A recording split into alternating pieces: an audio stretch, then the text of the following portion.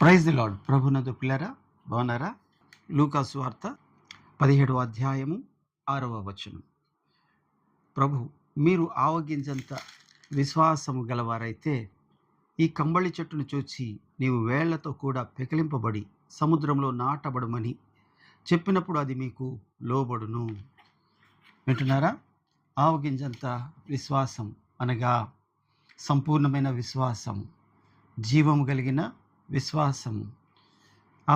గింజల్లో కల్లా చిన్న గింజ అయినప్పటికీ కూడా అందులోని జీవం ఉంటుంది అని దేవుని యొక్క వాక్యము.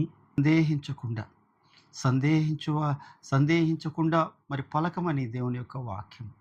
యాకోబు గ్రంథకర్త 1వ అధ్యాయం 6వ వచనం, అయితే అతడు ఏమాత్రము సందేహింపకుండా విశ్వాసముతో అడగవలను. సందేహించువాడు గాలి చేత రేపబడి ఎగిరి పడు సముద్ర తరంగమును పోలి ఉండును. అట్టి మనుష్యుడు ద్విమనస్కుడై తమ సమస్త మార్గములందు అస్థిరుడు గనుక ప్రభువు వలన తనకేమైనను దొరుకునని తలంచుకొనరాదు. ఎప్పుడైతే నువ్వు విశ్వాసంతో పలుకుతావో అది ఖచ్చితంగా నెరవేరుతుంది. ఎప్పుడైతే నువ్వు విశ్వాసంతో కలుగునుగాక అంటావో, ఇగో నోటికి దేవుడు శక్తి ఇచ్చాడు, పలుకు. ఇగో ఇశ్రాయేలీయులు అరణ్యములో, ఎందుకు మమ్మల్ని ఇక్కడ చంపడానికి తీసుకొచ్చావా అని మాటికి పలికేవారంట.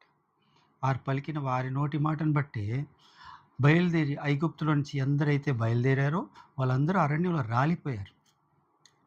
కానాన్లోకి ప్రవేశించిన వాళ్ళు ఎవరో తెలుసా? దారి మధ్యలో పుట్టిన వాళ్ళే. వాళ్ళతో కూడా బయలుదేరి వచ్చిన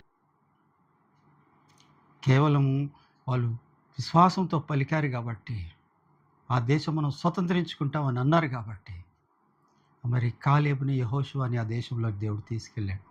ఈ రోజున విశ్వాసంతో పలుకు, ఖచ్చితంగా కార్యం నెరవేరుతుంది. Praise the Lord. వందనాలు.